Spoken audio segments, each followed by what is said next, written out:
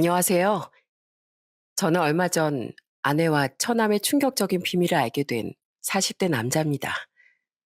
그때 일이 너무 충격적이고 황당해서 아직도 그 일만 생각하면 머리가 지끈지끈 아파와요.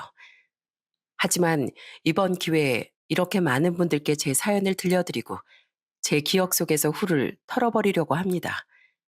이곳이 대나무 숲이라고 생각하고 한번 시원하게 얘기해 보겠습니다. 저는 저보다 4살 많은 누나, 그리고 저보다 1살 어린 남동생과 어릴 때부터 우애가 정말 좋았어요. 저희 아버진 건축 현장에서 일을 하시고 어머니 식당 일을 하셨는데 두 분 다 바쁘시다 보니 남매끼리 의지할 수밖에 없었거든요. 우리 중에 제일 나이가 많은 누나를 필두로 셋이 똘똘 뭉쳐 살았답니다. 저희 누난 어릴 때부터 진짜 어른스럽고 자상하면서 리더십까지 있는 사람이었어요. 초등학교 때부터 엄마 대신에 저랑 남동생 밥을 챙겨줬거든요. 저랑 남동생이 먹고 싶은 게 있으면 누나가 집에 있는 식재료로 최대한 해주긴 했는데 저랑 남동생이 서로 먹고 싶은 게 다르다 보니까 자주 티격태격하곤 했어요. 그런데 하루는 보다 못한 누나가 저희한테 이러더라고요. 얘들아, 싸우지 말고 들어봐. 앞으론 너희가 집안일을 하나씩 할 때마다 내가 점수를 매길 거야. 설거지하면 5점, 쓰레기 버리고 오면 3점. 이런 식으로. 그리고 매일 저녁마다 둘 중에 점수가 더 높은 사람이 다음 날 먹고 싶은 걸 얘기하는 걸로 하자. 알았지? 누나가 말한 그 방법은 저랑 동생한테는 마치 게임처럼 느껴졌어요. 서로 점수를 더 받고 싶어서 경쟁까지 해가며 집안일을 했죠. 형, 내가 아까 거실 청소했는데 왜 형이 또 청소해? 이거 반칙 아니야? 네가 제대로 안 했으니까 내가 다시 하는 거잖아. 이것 봐. 바닥에 머리카락이 이렇게 굴러다니는데? 하지만 그날 저보다 점수를 더 많이 받은 사람은 동생이었어요. 하루 종일 빨빨거리며 온갖 집안일을 다 찾아서 했거든요. 아싸, 내가 이겼다. 누나, 그럼 내일 먹고 싶은 거 내가 고르는 거지? 그럼 나 내일 소세지 먹을래. 형보다 내가 3개 더 먹을 거야. 이런 식으로 동생과 경쟁하듯이 집안일을 하다 보니 집안이 점점 더 깨끗해지고 부모님도 너무 좋아하시더군요. 그런데 다들 아시다시피 남자 형제끼린 사소한 걸로 싸울 때가 많잖아요. 하루는 별것도 아닌 걸로 동생과 또 치고받고 하며 싸웠는데 누나가 나서서 중재를 하더라고요. 호준이랑 호민이 둘 다 그만해. 너희 엄마 아빠가 싸우지 말고 사이좋게 지내려고 하신 거 못 들었어? 내가 봤을 땐 둘 다 조금씩 잘못한 거니까 서로 악수하고 사과해. 얼른! 누나는 저랑 동생의 잘못한 점을 하나씩 짚어주면서 서로에게 진심으로 사과를 하라고 하더군요. 처음엔 짜증이 났지만 누나 말대로 억지로라도 사과를 하다 보니 동생에게 미안한 감정이 들었어요. 그런데 동생이랑 서로 미안하다고 하며 울고 있었는데 퇴근하고 집에 들어오신 엄마가 깜짝 놀라 물으시는 거예요. 뭐야, 너희들 왜 울고 있어? 설마 또 싸웠니? 그러자 저희 누나가 먼저 나서서 이렇게 말하더군요. 엄마, 얘네가 또 별거 아닌 걸로 싸웠는데 내가 보니까 둘 다 잘못한 것 같더라고요.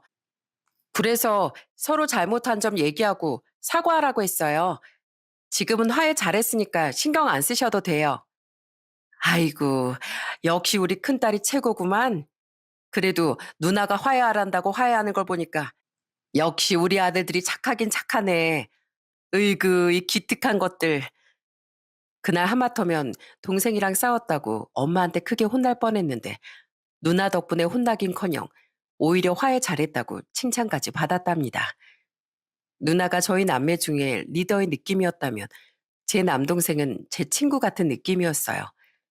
항상 붙어 다니면서도 별것도 아닌 걸로 장난치고 싸우기 일쑤였죠. 하루는 동생 생일 때 아빠가 케이크를 사오신 적이 있었어요. 생일 축하 노래를 부르고 동생이 촛불을 끌 타이밍에 장난기가 발동한 전 먼저 초를 확 불어서 꺼버렸답니다. 아, 뭐야. 내 생일인데 왜 형이 초를 꺼. 아이, 진짜 짜증나. 내가 주인공인데 왜 형이 난리냐고. 촛불을 누가 끄면 뭐 어때서. 그나저나 케이크 진짜 맛있겠다. 내가 먼저 먹어봐야지. 메롱. 저는 그렇게 말하고선 손가락으로 케이크를 푹 쥐고 생크림을 떠먹었어요. 그러자 동생이 완전히 난리를 치더라고요. 내 케이크잖아. 지금 뭐 하는 짓이야? 형 때문에 내 생일 다 망쳤어. 나 케이크 안 먹을 거야. 안 먹을 거라고. 그날 저는 동생한테 장난을 심하게 쳤다고 부모님한테 따끔하게 혼났습니다. 그런데 동생한테 사과를 해도 동생이 영 기분을 안 풀더라고요. 다음 날 너무 미안했던 전 동생한테 케이크를 새로 사주고 싶었는데 돈이 없어서 사줄 수가 없었어요. 그래서 누나한테 얘기했더니 집에 있는 재료로 케이크를 만들자고 하는 거예요. 그래서 저는 누나와 함께 두부를 으깨서 모양을 만들고 그 위에 집에 있던 귤이랑 사과를 올려서 케이크 모양으로 만들었답니다. 그리고 촛불까지 꽂아서 동생한테 다시 생일 축하 노래를 불러줬어요. 생일 축하합니다. 생일 축하합니다.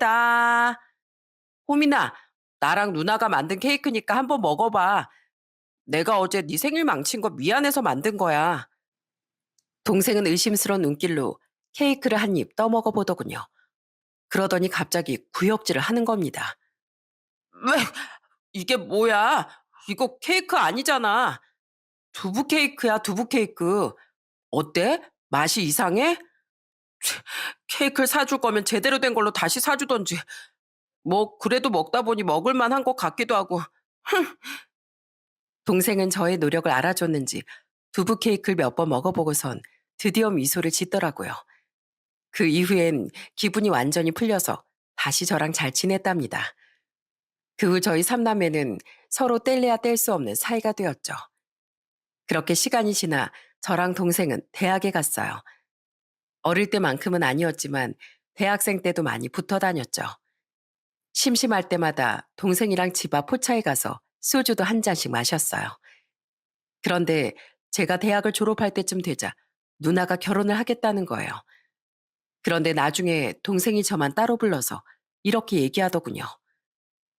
형, 우리 누나 결혼식 때 축가 불러주는 거 어때? 내가 노래 실력이 좋진 않지만 그래도 누나 결혼식 때 진심으로 축하해주고 싶단 말이야. 그렇게 저는 누나 몰래 남동생이랑 같이 노래방에 가서 연습을 많이 했어요. 유리상자의 사랑해도 될까요? 라는 노래를 부르기로 했는데 아직 결혼식이 한참 남았는데도 남동생이 엄청 설레어 하더라고요. 형, 우리 누나 결혼식 때 축가 듣고 우는 거 아니겠지?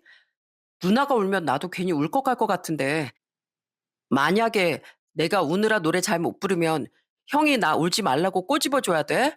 알았지? 하지만 남동생은 그렇게 기대하고 기대하던 누나의 결혼식을 볼 수 없게 되어버렸습니다. 누나의 결혼식이 3주쯤 남았을 때 남동생이 교통사고로 그만 세상을 떠나고 말았거든요. 저는 너무 큰 충격에 주저앉아 우는 것밖에 할 수가 없었어요. 호민아, 너 나랑 누나 결혼식 때 축가 불러주기로 했잖아.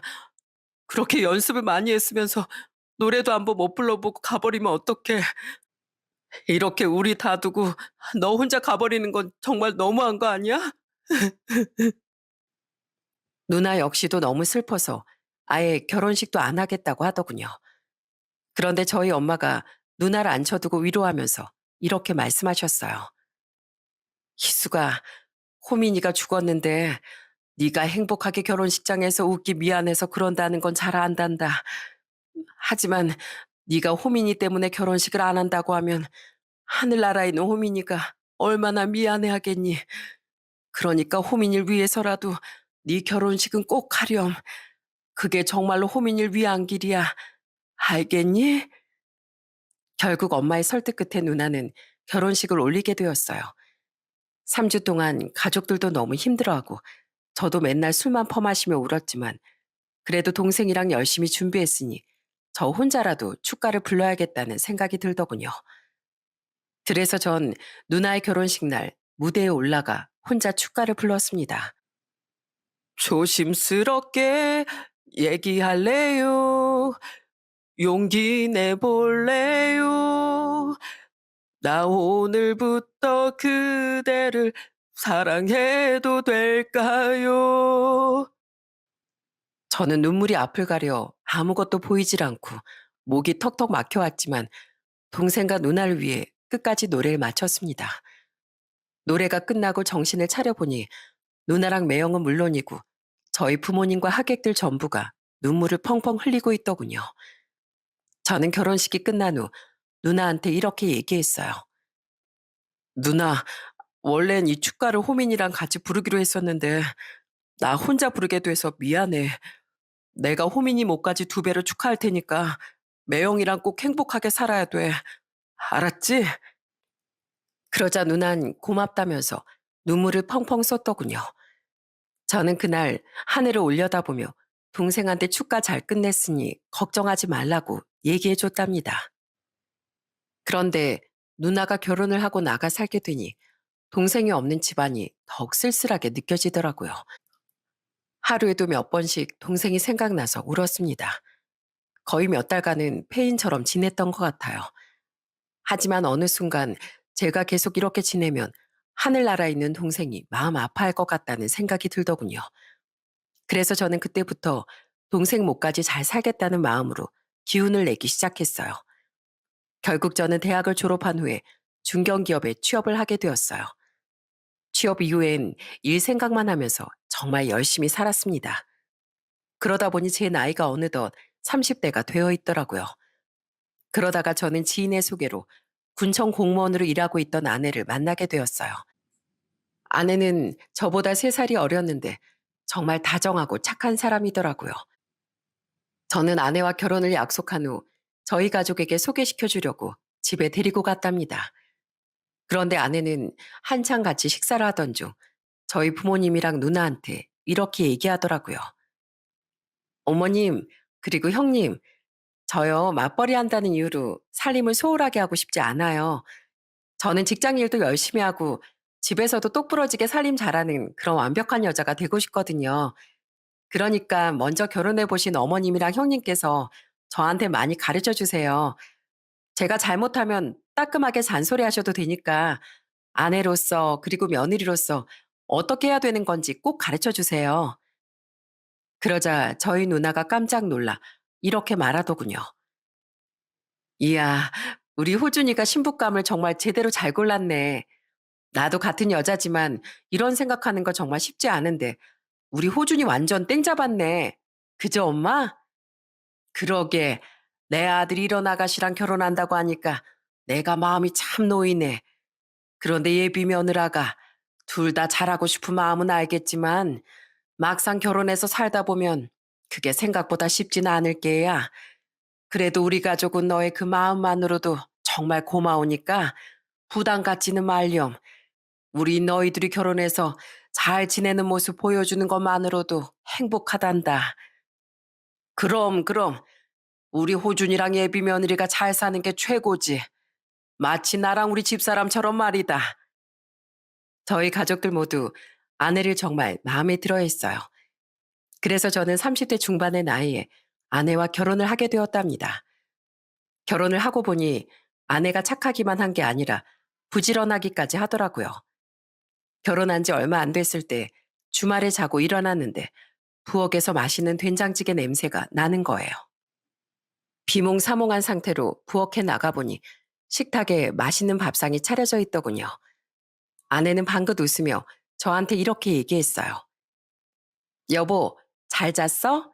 당신이랑 같이 먹으려고 내가 된장찌개 끓여놨는데 어떻게 타이밍을 이렇게 잘 맞춰서 일어나? 아니, 여보, 도대체 몇 시에 일어난 거야? 주말엔 대충 시켜 먹어도 되니까 늦잠 좀 자지 그랬어. 에이, 시간 아깝게 늦잠 자서 뭐해. 내가 원래 잠이 그렇게 많은 스타일이 아니라서 주말에도 새벽 6시에 눈이 떠지거든. 덕분에 빨래랑 청소도 싹 해놨는데 어때? 집안이 엄청 깔끔해지지 않았어? 아유, 나랑 같이 하면 되는데 미안하게 왜 그랬어? 내가 진짜 당신 때문에 호강한다, 호강해. 내가 오늘 저녁에 맛있는 거 사줄 테니까 먹고 싶은 거 있으면 뭐든지 얘기해. 알았지? 저는 그렇게 부지런을 떨면서도 항상 미소를 잃지 않는 아내가 너무 좋았어요. 게다가 아내는 마음까지 따뜻한 사람이더라고요. 아내는 남동생과 실제로 본 적이 한 번도 없는데도 남동생의 기일날 납골당에 있는 사진을 보고 이렇게 말하더군요. 도련님, 반가워요.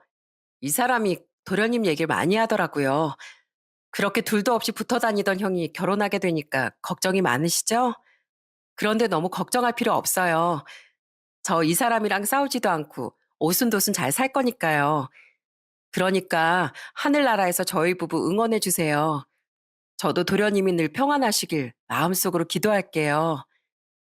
저는 그렇게 마음이 따뜻한 아내와 결혼 생활을 하면서 참 행복하다는 생각이 들었답니다. 그런데 제가 행복했던 이유가 또 하나 있었어요. 저희 처가 식구들이 다 좋은 분들이었거든요.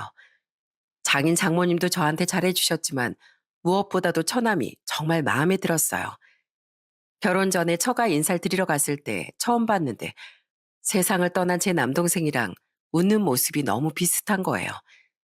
그래서 저도 모르게 마음 한켠이 찡하고 또 한편으론 친근감이 들기도 했는데 처남이 먼저 저한테 이렇게 말하더군요. 그런데 예비매형, 도대체 우리 누나의 어디가 어떻게 좋은 거예요? 우리 누나가 착한 건 알겠는데 그거 말고도 또 매력이 있어요? 아, 그거야. 이 사람이 워낙 심성이 착하기도 하고 말투부터가 다정하잖아요. 자기 일에 열심인 것도 마음에 들고 어르신들도 잘 공경하는 것 같더라고요. 물론 장모님을 닮아서 예쁘기도 하지만요. 에이, 예비 매형 눈에 콩깍지가 아주 단단히 씌었나 보네요. 그나저나 예비 매형, 앞으로 저한테 말씀하실 때 편하게 말씀하세요. 저 솔직히 옛날부터 남자 형제가 없어서 형이 엄청 갖고 싶었거든요. 그래서 사실 누나가 얼른 결혼하길 바랬어요. 그래야 매형이 될 사람이랑 형처럼 지낼 수 있을 것 같아서요. 예비 매형, 저 이래봬도 성격 괜찮거든요. 누나랑만 놀지 말고 저랑도 가끔 술 한 잔씩 하고 그래요. 알았죠? 저는 저한테 친근하게 대해주는 처남이 너무 좋더라고요. 웃는 모습이 제 동생이랑 닮아서 그런지 괜히 더 마음이 갔던 것 같아요. 그런데 하루는 처가에 갔는데 거실 형광등이 깜빡거리는 겁니다. 등을 갈아야겠다는 생각에 철물점에 간다고 얘기하고 밖으로 나왔는데 처남이 따라 나오더라고요. 매영, 저랑 같이 가요. 제가 철물점 어디에 있는지 알려드릴게요. 처가가 시골이라 철물점에 가려면 차를 타고 나가야 했는데 처남이 제 차 조수석에 타서 이렇게 말하더군요. 매영, 전 매영이 우리 누나랑 결혼해서 너무 좋아요. 저희 아버지가 바쁘셔서 예전부터 이렇게 형광등 갈거나 뭐 고칠 거 있으면 무조건 제 담당이었거든요. 그런데 이제 매형이 있어서 얼마나 든든한지 몰라요. 하긴 이런 건 보통 남자가 하니까 그렇긴 했겠네. 그나저나 가족들이 그동안 처남 덕분에 든든했겠는데 괜히 내가 처남 자리 빼앗는 거 아닌가 몰라? 빼앗으면 저야 좋죠. 저도 매형처럼 든든한 형 그늘에서 지내고 싶다고요. 아무리 누나가 있다지만 그래도 남자끼리 통하는 뭔가가 있잖아요. 매형도 아시죠? 그날 저는 철물점을 다녀오는 내내 처남과 이런저런 얘기를 많이 하면서 친해지게 되었답니다. 저희 신혼집은 처가 멀지 않은 군단위 지역이었는데 처남은 종종 저희 집 근처에 볼 일이 있어서 왔다가 저랑 술을 한 잔씩 하곤 했어요. 술을 마실 때마다 처남이 하도 제 결혼 생활을 부러워하길래 슬쩍 물어보니까 만난 지 얼마 안 된 여자친구가 있다고 하더군요. 처남은 더 오래 만나보고 저한테도 소개시켜 주겠다고 약속을 했어요. 그 후 저는 아내와의 사이에서 아들 하나, 딸 하나를 낳았습니다. 그런데 저희 둘째 딸이 100일이 좀 넘었을 때 처남이 그때 만나던 여자친구와 결혼을 하겠다는 거예요. 저는 너무 기쁜 마음에 아내에게 이렇게 말했습니다. 여보, 우리 처남 결혼할 때 냉장고라도 하나 사줄까? 요새 냉장고 크고 좋은 거 많잖아. 저는 처남에게 냉장고를 사줄 생각으로 들떠 있었어요. 인터넷으로 여러 모델들을 비교하면서 어떤 게 제일 쓰기 좋을지 고르기 바빴어요. 그런데 얼마 후 결혼 준비를 한창 바쁠 처남이 저보고 갑자기 술을 마시자는 거예요. 그래서 처남을 보러 나갔는데 표정이 너무 안 좋은 겁니다. 처남, 무슨 일 있어? 이제 곧 새신랑 될 사람인데 왜 이렇게 울상이야? 그러자 처남은 소주 세 잔을 연달아 들이키더니 한숨을 푹 쉬고선 이렇게 말하더군요. 매영, 저 파혼하기로 했어요. 그러니까 저한테 냉장고 사주시기로 한 거 안 사주셔도 돼요. 뭐? 갑자기 파혼이라니? 아니, 도대체 왜? 그게 사실 얼마 전에 여자친구가 저 몰래 바람을 피우고 있었다는 걸 알게 됐어요. 게다가 저랑 결혼하고 나서도 지금처럼 몰래 만나자고 작당 모의까지 했더라고요. 그런 여자랑은 결혼할 수 없으니 당연히 파혼하기로 했는데 그래도 제 마음이 너무 안 좋네요. 잠깐 만난 것도 아니고 2년이나 만났는데 어떻게 이럴 수가 있어요? 저는 너무 황당한 소식에 뭐라고 말해야 될지 모르겠더라고요.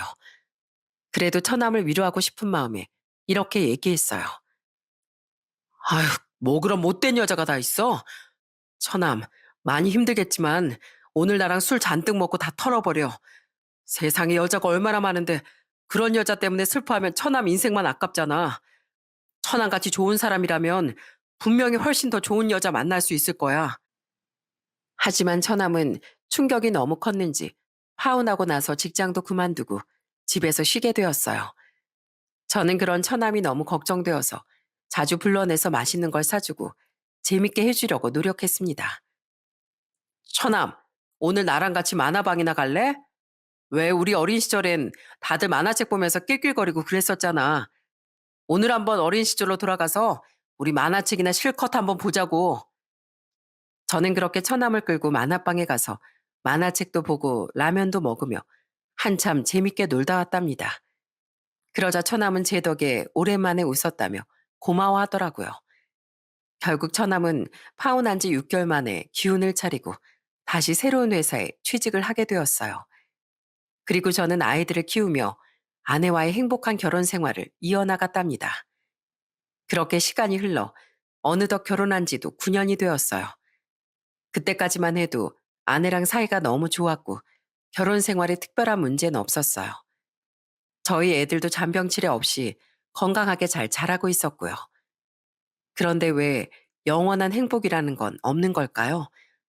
어느 날부터 아내가 조금씩 변하기 시작했습니다. 회식이 있다면서 자꾸 집에 늦게 들어오고 주말에도 약속이 있다며 맨날 밖으로 나가는 거예요. 게다가 갑자기 안 하던 다이어트도 한다고 하더니 집에서 밥 대신에 샐러드를 먹기 시작하더군요. 그런데 하루는 제가 삼겹살을 사다가 애들이랑 구워 먹고 있었는데 아내가 저한테 짜증을 확 내더라고요. 여보, 나 다이어트 하는 거 안 보여? 와이프가 다이어트라고 있으면 도와줄 생각을 해야지. 삼겹살 냄새 풀풀 풍기면 어떡해.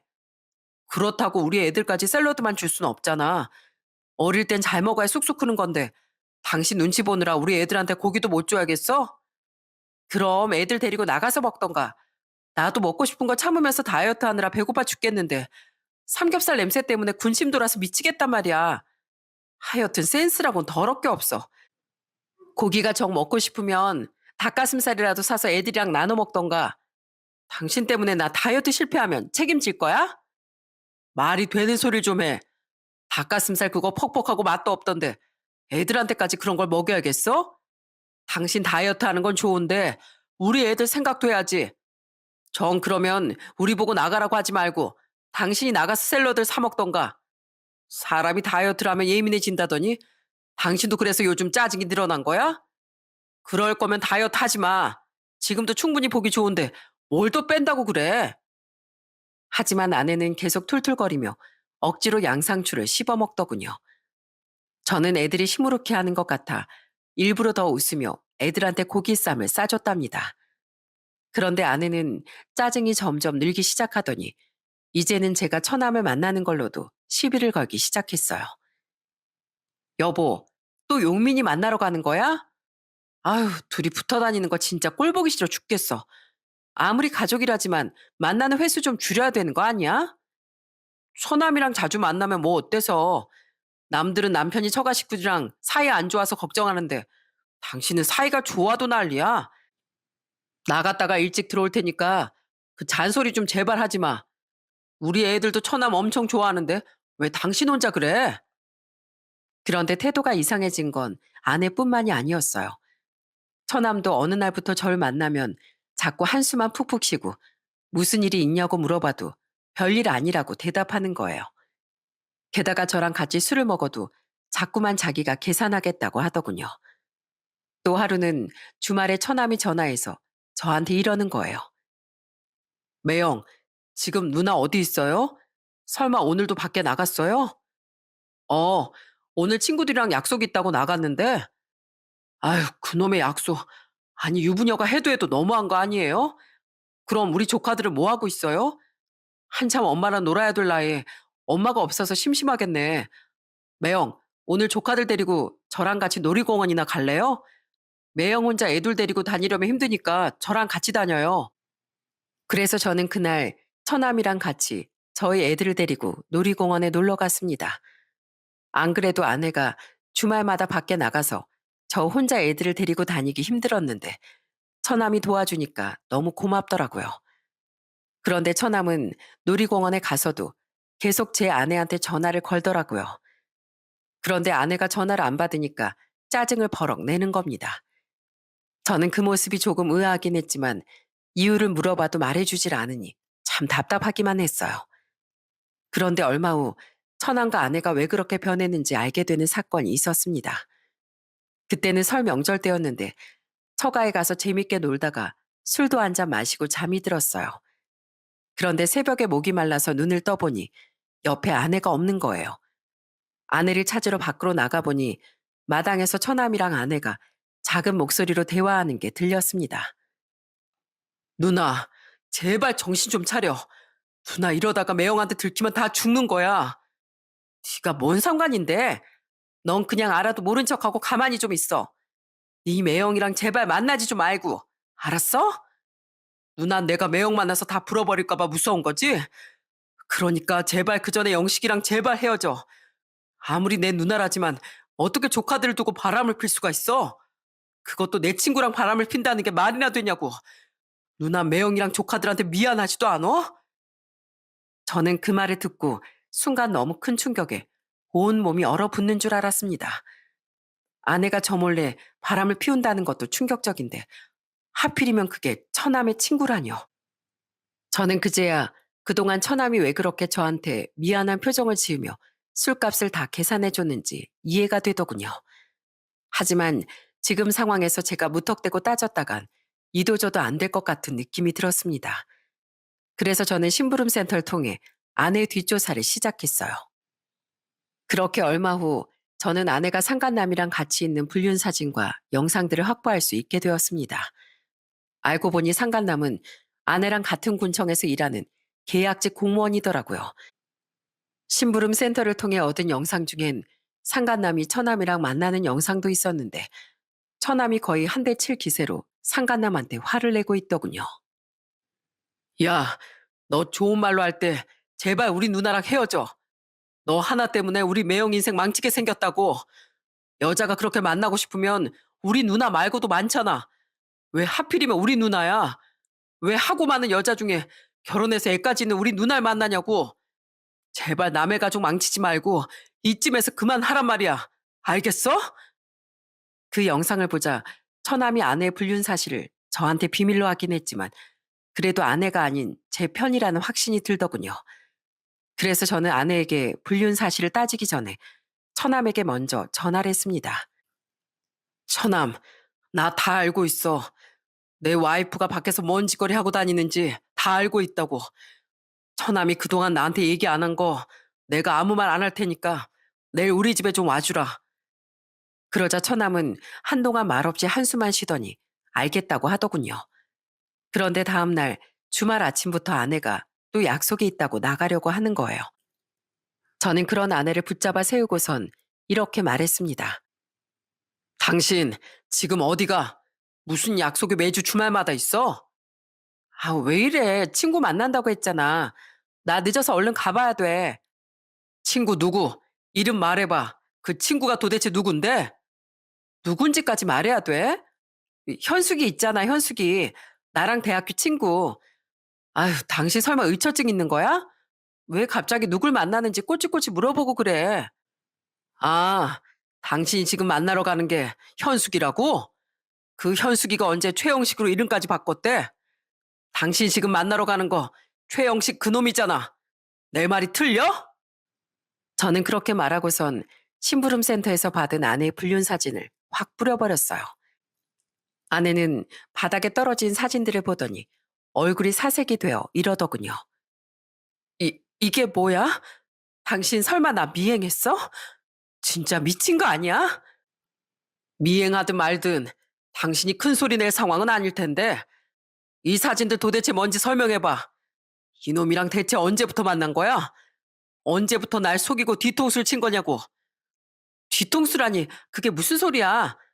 그냥 이 사람이랑은 친한 누나 동생 사이일 뿐이야. 당신이 지금 오해하고 있는 거라고. 오해 같은 소리 하고 있네. 친남매끼리도 그렇게 다정하게 스킨십하기 쉽지 않은데 도대체 어떤 누나 동생 사이에 이러고 사진을 지켜? 당신이 계속 거짓말하면 내가 넘어갈 줄 알아? 그러자 그때였어요. 갑자기 초인종이 울리길래 저는 바로 달려나가 현관문을 열었습니다. 그러자 현관문 밖에 있던 처남이 집 안으로 들어오더군요. 아내는 처남을 보자마자 얼굴이 새파랗게 질려버렸어요. 넌 또 여길 왜 왔어? 너 내가 내 남편이랑 친하게 지내지 말라고 했지? 너 이렇게 누나 말 무시할 거야? 그러자 처남은 바닥에 흩뿌려진 불륜 사진을 보더니 아내한테 버럭 소리를 지르더군요. 누나, 제발 그만해. 이제 다 끝났다고. 누나가 아무리 바락해봤자 소용없어. 그러게 내가 진작에 영식이랑 헤어지라고 했잖아. 너 그게 무슨 소리야? 그런 식으로 말하면 내 남편이 오해하잖아. 영식이가 도대체 누군데 나보고 헤어지라 말아야? 누나, 그 사진들을 다 봤으면서 아직도 아니라고 우길 거야? 누나 영식이랑 바람 피운 거 맞잖아. 누나랑 같은 군청에서 일하는 내 친구 영식이. 누나가 어떻게 우리 매형한테 그럴 수가 있어? 매형이 얼마나 좋은 사람인데 어떻게 매형 같은 사람을 배신할 수가 있냐고. 내가 배신하든 말든 네가 무슨 상관인데? 참나. 아 그래. 나 네 친구 영식이랑 바람 피웠다. 그런데 그게 뭐가 어때서? 결혼해서 한 사람하고만 살다 보면 질릴 수도 있는 거 아니야? 그리고 내가 만나보니까 확실히 한 살이라도 어린 남자가 더 좋더라. 내 주변에 결혼한 유부녀들도 다 연하나 메인 한 명씩은 다 가지고 있어. 그런 식으로 스트레스 풀어가면서 살면 결혼 생활에도 더 도움되고 좋은 거 아니야? 너만 입 다물면 아무 문제 없는 일이었는데 왜 다 불어버리고 난리냐고? 뭐? 결혼 생활에 도움이 돼? 누나, 제발 말 같은 소리를 내. 누나 매형이랑 이혼하고 영식이랑 재혼할 생각이었잖아. 애들도 다 버리고 영식이랑 둘이 신혼부부 놀이하고 싶다며? 누나 진짜 끝까지 이럴 거야? 둘이 싸우는 모습을 보고 있자니 눈이 확 돌아버리는 기분이더군요. 저는 뻔뻔하게 나오는 아내의 모습을 도저히 참을 수가 없어 아내의 뺨을 세게 후려쳤습니다. 당신 미쳤어? 왜 손찌검까지 하고 난리야? 왜? 넌 내 인생을 망치려고 뒤에서 그 더러운 짓걸 하고 다녔으면서 난 뺨 한 대도 날리면 안 되냐? 솔직히 마음 같아선 너 같은 거 마대자루에 넣어 쓰레기장에 버리고 싶은데 겨우겨우 참고 있는 거야. 알아? 뭐가 어쩌고 어째? 당신 지금 말 다 했어? 그게 아내한테 할 소리야? 당신 내가 오늘 가만 안 둬? 나 모욕한 거 가만 안 둘 거라고. 아내는 소리를 지르면서 저한테 마구 달려들더군요. 그러자 처남이 아내를 몸으로 막아 세우면서 억지로 현관 밖으로 밀어냈어요. 누나, 제발 그만해. 쪽팔리지도 않아? 누난 이 집에 발붙이고 있을 자격도 없어. 그러니까 나가버리라고. 그렇게 아내는 끝까지 발악을 하며 현관문 밖으로 내쫓겼습니다. 처남은 현관문을 쾅 닫고서는 바닥에 주저앉아 저한테 사과를 하더군요. 매영, 누나가 바람 피고 있는 거 알고 있었으면서 미리 얘기 못해서 너무 죄송해요. 저는 매영이 상처받을 것도 걱정되고 우리 조카들도 너무 눈에 밟혀서 누나가 그놈이랑 헤어지고 아무 일도 없던 것처럼 되길 바랬어요. 그래서 누나랑 제 친구한테 화도 내보고 발악도 해보면서 설득했는데 전부 다 소용이 없더라고요. 매영, 이번에 저한테 많이 실망하셨죠? 이번 일 때문에 앞으로 저랑 안 보고 살겠다고 해도 받아들일게요.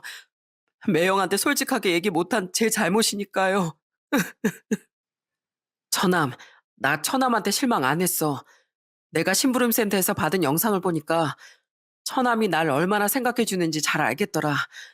친구인 그놈보다 날 위해서 화내준 거 고마워. 그런데 이왕 이렇게 된 거 끝까지 날 도와줄 수 있을까? 나 그 자식 절대 가만히 못 둬. 내일 그 자식 작살내러 갈 생각인데 처남이 같이 가줬으면 좋겠어.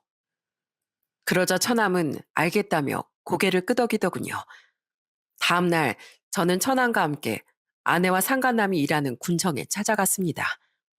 그리고 직원들이랑 민원인들이 다 있는 데서 둘의 불륜 사실을 폭로해버렸어요. 야, 최영식 나와. 내 아내 이수연이랑 바람 피운 최영식 나오라고. 그러자 상간남이 당황한 얼굴로 나와선 저를 말리며 이렇게 말하더군요. 저기요, 지금 무슨 소리 하시는 거예요? 사람들 다 있는 데서 뭐가 어쩌고 어째요? 도대체 누가 누구랑 바람을 핀다는 겁니까? 그런데 그때 옆에 있던 처남이 상간남을 확 밀어버리고선 이렇게 말하더군요. 야, 최영씨, 넌 내가 여기까지 쫓아온 걸 보고도 거짓말이 나오냐? 네가 우리 누나랑 바람 피운 거 내가 다 알고 있는데 아니라고 우기기만 하면 다냐고. 남의 가정 깨뜨렸으면 무릎 꿇고 사과부터 할 생각을 해야지. 무슨 낯짝으로 큰 소리를 쳐? 네가 과연 이걸 듣고도 계속 뻔뻔하게 나올 수 있을까? 처남은 그렇게 말하고선 상간남과의 통화 녹음 파일을 크게 틀어버리더군요. 그 통화 녹음에선 상간남이 처남한테 저희 누나랑 절대 안 헤어질 거라고 소리를 지르는 내용이 들어있었어요. 거기 있던 모든 직원들과 민원인들은 그 통화 내역을 듣고선 수군거리기 시작하더군요. 뭐야, 정말로 저 둘이 바람을 피웠다고? 어쩐지 둘이 너무 친해 보이더라니. 아휴, 진짜 세상 말세다 말세. 나라 돈 받고 일하는 공무원들이 하라는 일은 안 하고 불륜짓거리만 하고 있구만. 이봐요 당신들. 내가 이러라고 열심히 세금 내는 줄 알아요? 내가 뼈 빠지게 일해서 당신들 더러운 연애질을 하라고 세금 내는 줄 아냐고요? 그러자 상간남은 얼굴이 시뻘개져서는 처남한테 이렇게 소리치더군요. 야, 너 진짜 미쳤어? 사람들이 다 나보고 욕하잖아. 내가 아무리 잘못했어도 친구면 감싸줄 줄 알아야지. 어떻게 사람을 망신시켜도 이렇게까지 망신시킬 수가 있어? 뭐? 친구면 감싸줄 줄 알아야 된다고? 야, 착각하지 마. 진정한 친구는 잘못했을 때 무조건 감싸주는 게 아니라 친구가 잘못을 반성하고 올바른 길로 나아갈 수 있게 해주는 게 진정한 친구야. 그래서 내가 너한테 우리 누나랑 헤어지라고 몇 번이나 기회를 줬잖아. 그런데도 내 말 무시하고 우리 누나랑 계속 만난 건 바로 너 아니냐? 내가 좋아하는 여자 만나겠다는데 그런 것까지 너한테 간섭을 받아야 돼? 진짜 너한테 실망이다. 그래도 우리가 알고 지낸 세월이 얼만데 어떻게 나한테 이럴 수가 있어? 너 같은 건 친구도 아니야. 그래, 나한테도 너 같은 친구 놈은 필요 없어. 우리 누나도 너도 똑같은 쓰레기일 뿐이라고. 나 앞으로 너랑 상종하고 싶지도 않으니까 다시 내 친구할 생각하지 마. 알겠어? 처남은 그렇게 말하며 상간남을 또 한 번 밀치더군요. 상간남이 화가 나서 달려들었는데 이번엔 제가 막아서고 나섰습니다. 야, 네가 뭔데 내 처남한테 달려들어? 너 같은 쓰레기 자식이 착한 우리 처남이랑 친구 사이였다는 게 믿겨지지가 않는다. 아무리 생각이 없어도 그렇지. 애가 둘이나 있는 유부녀랑 만나면서 죄책감도 안 들디? 너희들이 몰래 만나고 다니는 동안 우리 애들은 얼마나 방치됐었는 줄 알아? 에이씨, 그게 저랑 무슨 상관인데요? 내 애도 아니잖아요. 어차피 그쪽 와이프가 그쪽이랑 이혼하고 나면 다 버리고 나올 자식들인데 제가 걔네를 왜 신경 써요?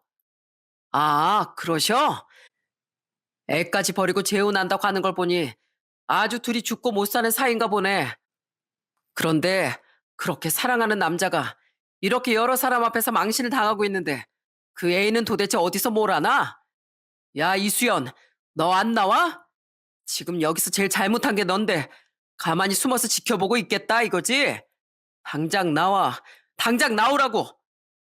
그러자 구석에 숨어있던 아내가 짜증을 잔뜩 부리며 나오더군요. 아, 진짜 내가 쪽팔려 죽겠어. 집안에서 해결해야 되는 일을 왜 내 직장까지 찾아와서 떠벌리고 난리야? 왜냐고? 너희들이 직장에서 하라는 일은 안 하고 더러운 불륜짓거리는 하고 다녔으니 당연히 직장에도 떠벌려야지. 어쩐지 요즘에 자꾸 나보고 처남이랑 만나지 말라고 하더니 너희들이 하고 다니는 짓 들킬까 봐 그랬던 거였구나. 너희들이 하는 짓이 떳떳했으면 그렇게 비밀로 할 필요도 없었는데 왜 비밀로 했을까? 너도 저놈도 지금 하는 게 얼마나 쓰레기 같은 짓거리인지 잘 알고 있으니까 비밀로 한 거였을 거 아니야. 그런데 그런 거 치곤 너무 뻔뻔하지 않냐? 내가 바람 피운 거 알면 당신이 이 사람한테 소송 걸 거 뻔한데 내가 미쳤다고 그 사실을 먼저 밝히겠어? 당신 나 무시하는 것 같은데 나도 생각할 줄 아는 여자야. 그런 손해보는 짓은 절대 안 하지. 참나, 아주 대단한 사랑 납셨네. 계약직 공무원으로 일하는 상간남 손해보게 하기 싫어서 거짓말까지 하는 거 아주 대단하다고. 한 살이라도 젊은 남자가 좋다더니 처남 친구랑 바람나서 아주 살판났나 봐. 지금 아주 행복해 보이는데 평생 그러고 살아. 나랑 이혼하고 불륜 남녀 꼬리표 단체로 어디 둘이 재밌게 살아보라고. 알겠어? 저는 그렇게 말하고선 처남과 함께 군청을 빠져나왔습니다. 그런데 아내는 제가 이혼하자고 하니까 오히려 더 좋다고 나오더군요. 아예 짐까지 싸서 집을 나가버린 거예요. 저는 결국 재산 분할해서 이혼을 하고 애들은 제가 직접 키우게 되었습니다. 상간남한테 상간남 소송도 걸고 군청에 민원도 계속 넣었어요. 결국 아내는 소문이 쫙 나는 바람에 공무원에서 해임을 당하고 상간남도 해고됐다고 하더군요. 저는 그 이후에 애들이랑 같이 아무 일도 없었던 것처럼 즐겁게 지냈습니다. 처음엔 애들이 엄마를 찾았었는데 저희 누나가 종종 찾아와서 애들을 챙겨주니까 조금씩 괜찮아지더라고요. 누나는 제가 우울해할까봐 이렇게 말해주더군요. 호준아, 마음이 힘들 땐 언제든지 이 누나한테 얘기해. 넌 괜찮다고 하지만 10년이나 같이 산 와이프가 바람나서 이혼했는데 괜찮은 사람이 어디 있겠어. 그래도 지금이라도 알게 되어 이혼한 게 천만 다행이야. 난 네가 칼같이 그 인간을 끊어내고 이혼한 걸 정말 잘했다고 생각해. 그래도 누나의 말에 조금은 위로가 되더라고요. 그래서 저는 애들만 바라보며 열심히 살았답니다. 그런데 이혼한 지 8개월쯤 되었을 때였어요. 전처가 울면서 저희 집에 찾아온 거예요. 여보, 내가 잘못했어. 내가 그때 미쳤었나 봐. 남들도 다 결혼하고 나서 바람 피운다길래 나도 그래도 되는 줄 알았어. 그런데 당신이 화내면서 이혼하자고 하니까 괜히 억울한 마음에 홧김에 이혼하겠다고 한 거야. 그런데 나 지금 엄청 후회하고 있단 말이야. 내가 다 잘못했으니까 우리 다시 합치면 안 될까? 참나, 이혼하자고 하니까 좋다고 짐 싸서 나갈 땐 언제고 왜 이제 와서 다시 합치재? 너 한 살이라도 어린 그놈이 좋다며. 연하남한테 미쳐서 가정을 내팽개친 주제에 어딜 뻔뻔하게 찾아와? 나한테 이럴 시간에 그렇게 사랑하는 그놈이랑 데이트라도 한 번 더 해야 되는 거 아니야? 내가 그 인간이랑 데이트를 왜 해? 그땐 그냥 연하남이니까 새로워서 만난 거지. 지금은 계약직 공무원에서도 잘리고 취업도 안 돼서 백수인인데 내가 걔를 왜 만나? 원래 남잔 당신처럼 탄탄한 회사 다니는 남자가 최고잖아. 내가 그땐 정신이 확 돌아서 그랬어. 이젠 진짜 안 그럴 거란 말이야. 그러니까 제발 나 좀 받아주라. 어? 그래도 우리 결혼 생활 내내 좋았잖아. 결혼 생활 내내 좋았으면 뭐해. 네가 먼저 그 시절을 배신하고 뒤통수 쳤잖아. 너 우리 애들까지 버리고 그놈이랑 재혼할 생각이었다며? 남자한테 미쳐서 그런 생각까지 하는 여잘 내가 어떻게 받아주냐? 그렇게 외로우면 나 말고 탄탄한 직장 다니는 다른 남자 한번 알아보던가. 나한테 구질구질하게 이러지 말고 새로운 남자가 좋으면 또 새로 찾으라고. 알겠어? 저는 그렇게 말하고선 계속 애원하는 전철을 내쫓아 버렸어요. 다신 찾아오지 말라고 아주 욕을 한 바가지 퍼부어 주었죠. 그 이후 전차한테서 용서해달라고 몇 번 더 연락이 왔지만 저는 그때마다 꺼지라고 얘기해 줬어요.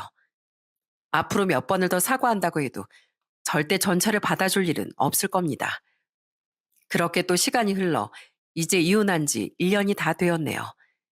이혼하고 나서도 전 처남하곤 종종 연락을 하고 지냈는데 얼마 전에 연락 와서 저보고 술 한잔 하자고 하더군요. 전 처남은 소주를 한두 잔 기울이더니 전처에 대한 소식을 얘기해 주더라고요. 매영, 우리 누나랑 이혼한 거 정말 잘했어요. 저 솔직히 누나한테 정말 많이 실망했거든요. 저 예전에 여자친구가 바람나서 파혼한 거 기억나시죠? 누나도 그때 제가 얼마나 힘들어했는지 뻔히 다 봤으면서 매영한테 똑같은 상처를 주는 걸 보니까 인간도 아니구나 싶더라고요. 아유, 생각해보니까 그러네. 똑같은 장모님 뱃속에서 나왔는데 처남이랑 그 인간이랑 왜 이렇게 다른지 모르겠어. 그러게요. 저희 부모님도 누나한테 많이 실망했다면서 집에도 못 들어오게 하세요. 누나 지금 공무원 해임되고 나서 매형도 안 받아주고 우리 집에서도 안 받아주니까 혼자 원룸구에서 지내고 있어요. 맨날 술만 먹고 페인으로 사는 것 같던데 너무 한심하더라고요. 그래도 우리 조카들한테 매형처럼 든든한 아빠가 있어서 정말 다행이에요. 매형은 우리 누나 없어도 조카들이랑 더 잘 살 수 있을 거예요. 제가 항상 매형을 위해서 응원할게요. 전 처남이 그렇게 말해주니 너무 고맙더라고요. 전 처남은 전 여자친구도 그렇고 제 전처도 그렇고 주변에 가까운 사람들이 바람 피우는 모습을 두 번이나 보니 결혼은 못하겠다고 하더군요. 예전엔 좋은 사람을 만나 결혼하고 싶은 생각이 있었는데 지금은 아예 결혼이라면 치가 떨린다네요. 그래서 저 역시도 그런 처남의 생각을 응원해 줬답니다. 그 이후에도 전 처남이랑 가끔씩 연락을 하며 지내고 있어요. 전 처남이 조만간 저희 집에 와서 저희 애들한테 맛있는 걸 만들어주겠다고 하더군요. 저는 비록 이혼을 하게 되었지만 남동생을 새로 얻은 것 같은 느낌이 들어서 너무 행복해요. 웃는 게 죽은 제 동생이랑 닮았다고 생각했는데 지금 보니 그 착한 마음씨와 다정한 성격까지도 제 동생이랑 똑 닮았더라고요. 저희 애들도 전 처남이 올 때마다 잘 놀아주니 엄청 좋아한답니다. 이렇게 제 이야기는 이혼으로 끝나게 되었어요. 이렇게 털어놓으니 너무 속이 시원하네요. 사실 어디 가서 자랑할 만한 일은 아니라서 툭 터놓고 얘기하기가 쉽지 않았거든요. 그래도 제 얘기를 들어주신 여러분 덕분에 기분이 정말 홀가분하답니다. 그럼 여러분, 오늘 하루도 행복한 시간 보내시길 바라며 이 글을 마치겠습니다. 제 이야기 들어주셔서 정말 감사합니다.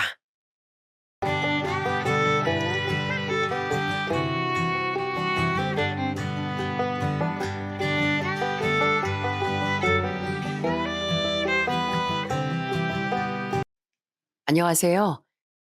인생에 둘도 없는 귀인을 만나 행복을 되찾은 40대 남자입니다. 제 삶은 태어나서부터 불행의 연속이었습니다. 잠시나마 행복을 느꼈던 순간은 그렇게 오래가지 않았고 어른이 되어서도 불행이라는 늪에 빠져 한참을 허덕였죠. 그렇게 한없이 어둠에 빠져 있을 무렵 너무나도 소중한 귀인을 만나 저의 인생은 역대급 반전이 펼쳐지게 됐습니다. 제게 행복이라는 이름을 알려준 소중한 그분과 저의 이야기 지금부터 시작해 볼게요. 제가 3살이 되던 해 아버진 불의의 교통사고로 세상을 떠나셨고 그때부터 어머니 혼자 어린 저를 키우셨습니다. 시장 한복판에서 작은 국수 가게를 운영하고 계셨던 어머닌 어린 저를 등에 업고 진땀을 흘리면서 매일같이 국수를 삶고 손님들을 받으며 일을 하셨어요. 동이 틀 무렵쯤 가게 문을 여는 어머니를 따라 나서고 어둠이 짙게 깔린 무렵쯤 가게 문을 닫고서 어머니의 손을 잡고 집으로 향하고 가끔 지나가다 만두나 순대를 파는 트럭이 보이면 포장해서 어머니와 둘이서 같이 먹기도 하고 맛있는 것이 있을 때면 항상 제 입에 먼저 넣어주셨고 추운 날에 손을 호호 불고 있으면 두 손으로 손을 꼭 잡아 얼어붙은 손을 녹여주시기도 하고 어머닌 하나밖에 없는 아들인 절 정말 끔찍이도 아껴주셨고 사랑해 주셨답니다. 30대 젊은 나이에 과부가 되어버린 어머니에겐 항상 추파를 던지는 손님들이 끊이질 않았습니다. 배가 불룩하게 나오고 턱살이 축 늘어진 늙은 아저씨들이 어떻게든 어머니를 꼬여보려고 온갖 수를 다 쓰곤 했었죠. 어이, 김씨, 젊은 나이에 그것도 남자애 혼자 키우기 힘들지 않어? 머리 커질수록 지 엄마 이겨먹으려고 들 텐데 아들은 옆에 아빠가 있어야 돼. 그래야 안 기어오르지. 음, 김씨, 그래서 말인데 난 어때? 나 정도면 제법 괜찮지 않어? 김씨만 괜찮다면 난 당장이라도 우리 마누라랑 이혼하고 김씨랑 살림 차릴 수 있어. 나 정도면 능력도 괜찮고 어디 가서 뭐 빠지는 인물도 아니고 말이야. 어때? 어? 떡 줄 사람은 생각도 안 하는데 혼자 아주 북치고 장구치고 난리가 났네 아주. 미안한데 당신 같은 인간 10트럭 아니 100트럭을 갖다 줘도 안 만나. 애 딸린 과부 꼬실 시간에 당신 옆에 있는 마누라한테나 잘해. 지금 당신 몰골을 보니 옆에 있는 마누라도 얼마 안 있어서 도망가겠구만. 아휴, 재수가 없을래니까 아침부터 계산 다 했으면 쓸데없는 소리 짓거리지 말고 빨리 내 가게에서 나가. 어머닌 추파를 던지는 손님들이 보일 때마다 그 사람들을 향해 큰 소리로 욕을 내뱉으며 물을 뿌리거나 소금을 뿌리곤 했습니다. 어머닌 절대 제 앞에서 기죽은 모습, 약한 모습을 보이지 않고 다른 남자분도 만나지 않은 채 홀로절 열심히 키우셨어요. 넉넉한 환경은 아니었어도 어머니께선 제게 해줄 수 있는 건 모두 해주려고 노력하셨죠. 이런 어머니의 헌신을 알았다면 속을 썩이지 않고 바르게 성장하고 공부도 열심히 해야 하는 게 정상이지만 안타깝게도 학창 시절에 전 그러지 못했습니다. 고등학교에 들어가자마자 사춘기가 찾아왔기 때문이었죠. 사고 싶은 걸 사지 못하는 가난한 환경에 불만을 가지게 됐고 어린 시절부터 달고 있었던 아버지 없는 놈이라는 타이틀이 너무나도 싫었습니다. 그래서 어느 순간부턴 세상이 삐딱하게만 보였고 그때부터 불량한 친구들과 어울려 다니며 술도 마셨고 온갖 사고란 사군 다치고 돌아다니기 시작했어요. 덕분에 어머니께선 하루가 멀다 하고 학교에 불려오시곤 했죠. 한날은 어머니께서 제게 울면서 이렇게 말씀하셨어요. 너 대체 왜 그러니? 어? 엄마가 요새 너 때문에 장사도 마음 편히 못하고 잠도 제대로 못 자. 알아? 뭐가 불만이길래 대체 이렇게 엇나가는 거야? 아, 내가 뭐라고 다니든 신경 꺼요. 어머니는 울면서 제발 그러지 말라고 애원하셨지만 전 그 말조차도 잔소리로 들렸습니다. 어머니의 눈물을 보고서도 정신을 차리지 못한 것이었죠. 매일같이 새벽 늦게 들어오고 학교를 빼먹는 날도 종종 있었지만 어머니께서 매일같이 따뜻한 밥상을 차려주시기도 하고 어느 날은 저를 학교 앞까지 데리러 오시기도 하셨어요. 물론 저는 그런 어머니를 못 본 적 지나쳤지만 말입니다. 결국 전 마지막 반항의 일환으로 함께 어울리던 불량한 친구들과 가출을 시도했습니다. 지긋지긋한 집을 벗어나 소중한 친구들과 함께 시간을 보내니 갑갑한 마음이 탁 트이는 것 같았죠. 하지만 그 일탈과 즐거움은 오래가지 못했습니다. 재수없게 동네에서 유명한 건달 형들의 눈에 띄게 됐고 친구들은 모두 도망을 가버리고서 저 혼자만 형들에게 잡히게 됐거든요. 아이고, 사내 놈들 우정이 이렇게 얄팍해서야 원.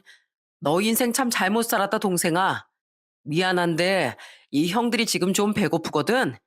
주머니에 있는 돈 있는 대로 다 털어봐. 형, 죄송한데 저 지금 돈 없거든요. 한 번만 봐주시면 안 될까요? 아, 돈이 없어? 에휴, 그럼 뭐 어쩔 수 있나. 몸으로라도 때워야지. 형들에게 잡힌 전 순식간에 바닥으로 내동댕이 쳐졌고 정말 숨쉴 틈도 없이 형들에게 얻어맞았습니다. 다 큰 남자들 여럿이서 발로 잔뜩 밟는데 온몸이 으스러질 것 같이 고통스러웠어요. 그때였습니다. 이놈의 자식들, 당장 그만 안 둬? 아줌마 뭔데 갑자기 끼어들고 난리야? 아줌마, 신경 끄고 가던 길 가시죠? 예? 나? 나 제 엄마 되는 사람이다. 차라리 때리려거든 날 때려 이놈들아. 화를 내는 익숙한 목소리는 다름 아닌 저희 어머니였습니다.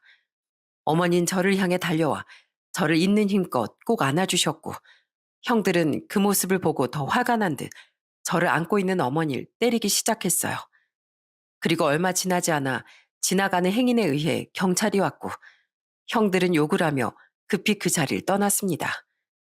온몸을 던져 저 대신 형들의 발길질을 받아낸 엄만 무려 전치 3주라는 상해를 입게 됐습니다.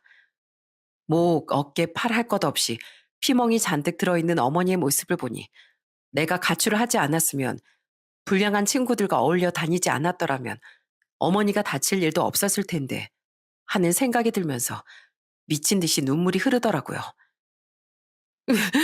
엄마, 정말 죄송해요. 제가 그동안 너무 못나게 굴었어요. 집만 안 나갔어도 그 친구들이랑 어울려 다니지만 않았어도 엄마가 다칠 일은 없었을 텐데 차라리 저 그냥 죽을 때까지 두들겨 맞게 두시지 뭐 이쁘다고 그렇게 달려들어서 막으셨어요.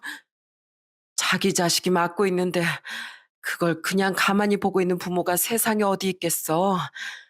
동서가 이게 부모 마음이라는 거야. 너도 나중에 아이 낳고 키워보면 엄마 마음 알게 될 거다. 너만 많이 안 다쳤으면 됐어. 엄마 괜찮아. 그때 저는 어머니에게 눈물을 흘리며 다신 속을 썩기지 않겠다고 약속했습니다. 그날 이후부터 전 뒤늦게나마 공부를 하려고 했고 나쁜 친구들과는 인연을 끊었으며 학교를 마치고 나면 곧바로 어머니의 가게로 가 서빙 일과 설거지를 돕기도 하면서 착실한 아들로 거듭나기 위해 무던히 노력했어요. 하지만 하늘은 길게 반성할 시간을 제게 주지 않더군요. 어머닌 제가 18살이 되던 해 췌장암 말기 판정을 받으셨고 할 수 있는 모든 걸 다 시도해보기 위해 생업까지 접은 후 치료에 전념하시게 됐어요. 치료라고 해봤자 통증을 줄이는 것이 전부였지만 말이죠. 하루하루 고통스러워하는 어머니의 모습을 보면서 차라리 내가 아프고 싶다는 생각이 들더라고요. 어머니를 위해 해줄 수 있는 것이 아무것도 없어 계속해서 눈물만 흘리니 어머니께선 제 손을 꼭 잡아주시며 이렇게 말씀하셨어요. 동서가 엄마 꼭 이겨낼 테니까 울지 마. 이까담 충분히 이겨낼 수 있어. 살고자 하는 의지를 보이시던 어머니는 제가 딱 19이 되던 해 초겨울쯤 호스피스 병동으로 들어가셨고 얼마 지나지 않아 상태가 위독해지셨어요. 가쁜 숨을 내뱉던 어머니는 제 손을 꼭 붙잡고서 마지막 힘을 짜내며 이렇게 말씀하셨죠. 아들, 엄만 세상을 떠나도 항상 네 옆에 있을 거야. 그러니까 꼭 힘내서 살아야 한다. 알겠지? 세상은 그 누구도 널 도와주지 않아. 그러니까 절대 기죽지 말고 힘내서 살아야 해. 사랑해, 동서가. 그렇게 어머니는 한참 가쁜 숨을 내쉬다 이내 편안한 얼굴로 이 세상과 짧은 소풍을 마무리 지으셨습니다. 제게 유일하게 남은 가족이었던 어머니가 세상을 떠난 후 저의 삶은 말 그대로 피폐함 그 자체였어요. 시간이 약이라는 말 다들 아시죠? 어머니의 부재는 평생도록 고통을 안겨줄 것 같았는데 그래도 세월이 지나니 아주 조금씩은 무뎌지더라고요. 그렇게 한동안 정신을 못 차리고 살던 전 작은 공장에 취업해서 일을 하기도 하고 또 주말엔 건설 현장에서 일용직으로 일하며 열심히 살아갔습니다. 하늘에 계신 어머니께서 지켜보고 계실 거라는 생각으로 말이죠. 그리고 20대 후반부터 화물차 기사 일을 하기 시작했습니다. 전국 방방곡곡에 화물차를 끌고 다니며 일에 대한 자부심도 느끼고 누군가가 나를 기다리고 있다는 생각에 뿌듯함이 들기도 했어요. 그러던 어느 날 같은 화물차 일을 하면서 친해진 형님이 제게 갑자기 여자친구가 있냐며 물어보시더라고요. 여자친구요? 형님, 여잔 저한테 사칩니다. 그럴 시간에 돈 벌어야죠. 야, 죽을 때 돈 싸가지고 갈 거냐? 젊은 놈이 돈돈하긴 자고로 남자한 가정을 꾸려야 돈을 더 많이 벌 수 있는 거야. 그러지 말고 나 아는 여동생이 있거든. 나이도 너랑 비슷하고 엄청 착해. 너랑 아주 잘 어울릴 것 같은데 어때? 한번 만나볼래? 처음엔 형님의 소개팅 제안을 거절했습니다. 여자에 크게 관심이 없기도 했고 결혼을 하지 않고 살아도 괜찮겠다는 생각을 했죠. 하지만 형님은 저의 거절에도 굴하지 않고 계속해서 소개팅을 제안했고 딱 세 번째 제안이 들어오던 날 결국 한번 만나보겠다고 말했어요. 이렇게까지 적극적으로 소개시켜 주려고 하면서 저의 행복을 진심으로 바라는데 계속해서 거절하는 건 예의가 아닌 것 같다 싶었거든요. 그렇게 저는 30대 초반에 아내를 처음 만났습니다. 처음 만나는 날 아내를 보고 첫눈에 반한다는 것이 이런 거구나 라는 감정을 느꼈어요. 하얀 남방에 청바지를 입은 아내는 참 선한 인상을 가지고 있었고 은연중에 툭툭 튀어나오는 사투리가 참 매력적인 사람이었죠. 그리고 대화를 나누는데 생각보다 서로 맞는 부분들이 정말 많더라고요. 동석 씨는 평소에 어떤 노래 좋아하세요? 아, 저는 신승훈 노래 즐겨 듣습니다. 헐, 저도 신승훈 노래 맨날 듣는데 혹시 어떤 곡 제일 좋아하세요? 그 후로 오랫동안이란 노래 아세요? 아, 요즘 제가 맨날 듣는 노랜데.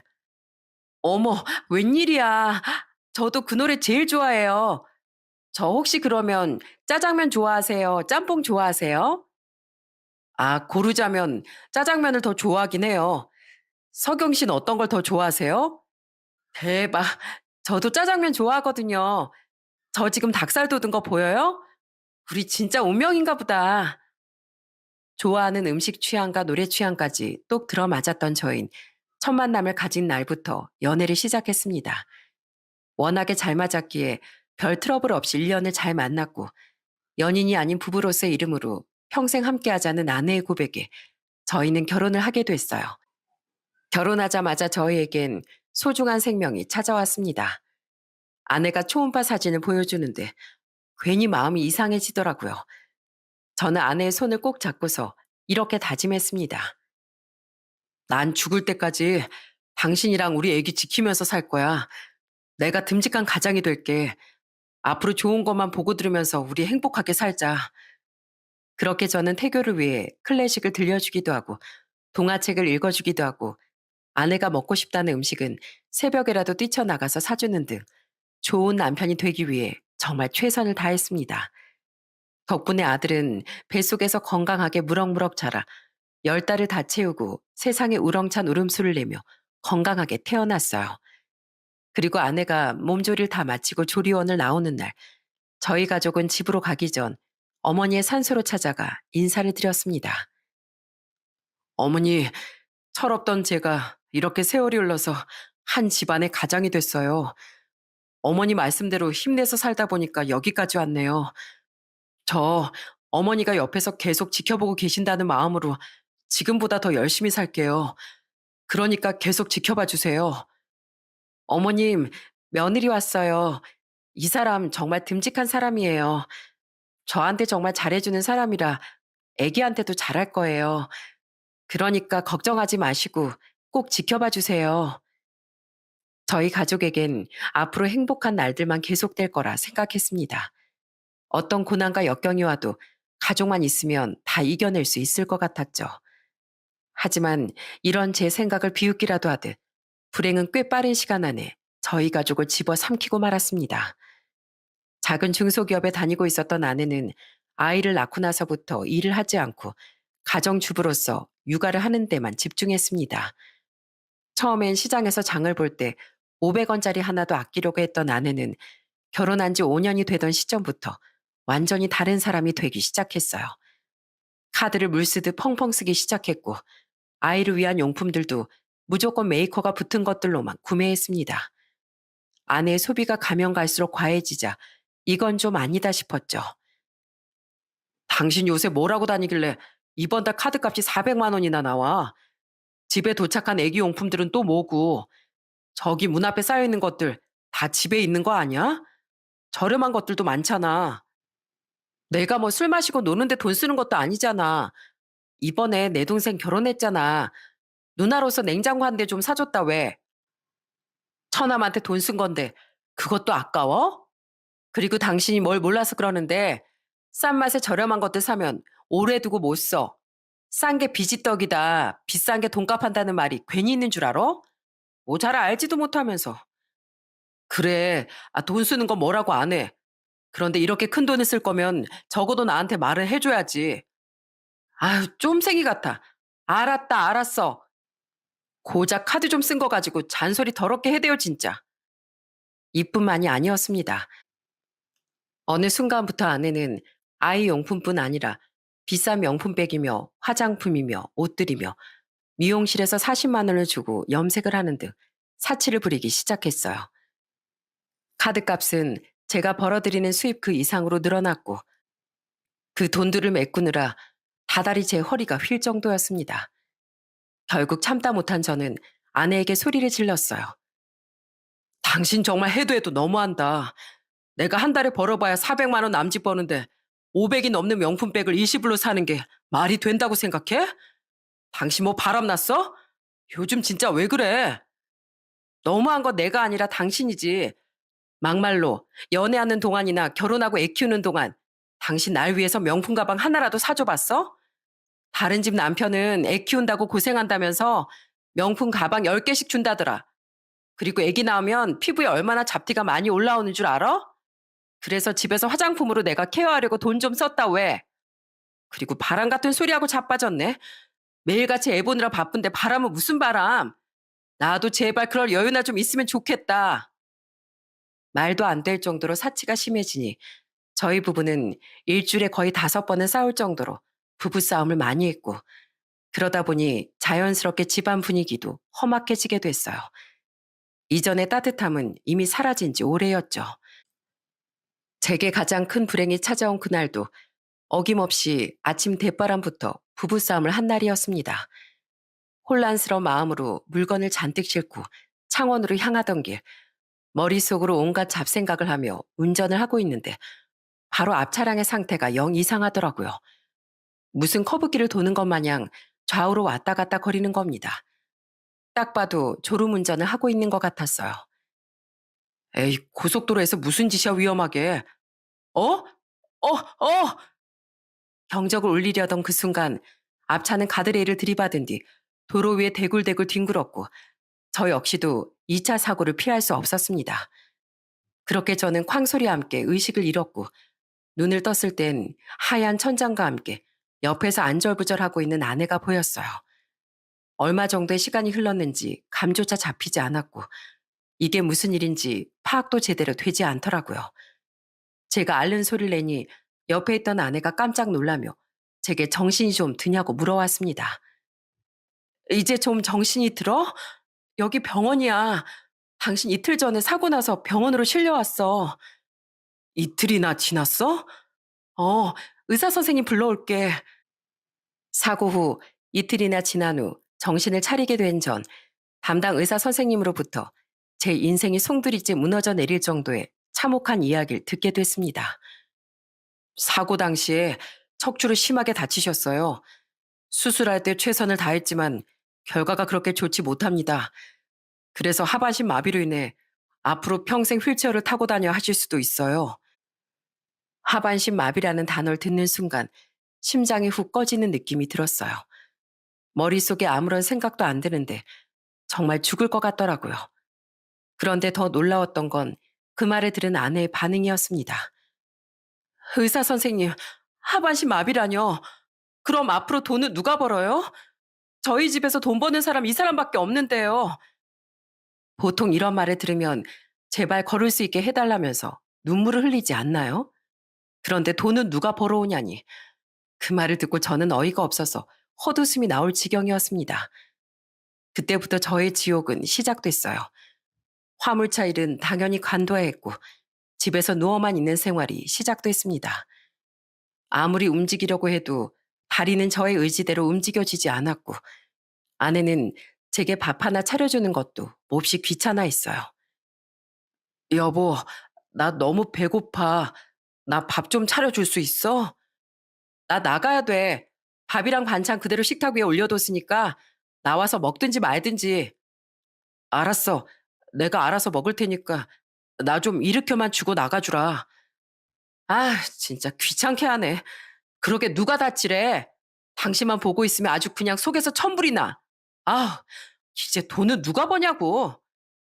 심지어 아내는 저를 화장실에 갈 수 있도록 도와주는 것조차 하고 싶지 않아 했습니다. 내가 이 나이 먹고 남편을 안아서 화장실까지 데려다 줘야 하냐며 허구한 날 화를 냈죠. 살다 살다 더럽게 남편 똥오줌 마렵다고 화장실 옮겨주는 것까지 해야 돼 내가? 아, 이러다 나한테 똥도 닦아달라고 하겠다. 어? 나 혼자 움직이기 힘들어서 그런 거잖아. 당신도 뻔히 다 알면서 왜 그렇게 말해? 내가 침대 위에서 실수하면 좋겠어? 아우, 더러운 소리 좀 하지 마. 상상만 해도 토악질 나온다, 진짜. 아내는 시간이 지나면 지날수록 저를 방치하기 시작했어요. 어느 날은 아이를 데리고 일주일 동안 처갓집에 다녀온다며 집을 비워 저 혼자 겨우겨우 몸을 일으켜 냉장고까지 기어가 눈물을 흘리며 바깥 김치를 먹는 일도 있었습니다. 그리고 종종 말없이 외박을 하기도 했죠. 결국 참다 못한 저는 아내에게 울분을 토해내고 말했어요. 당신 정말 너무하는 거 아니야? 나 환자야. 아픈 사람이라고.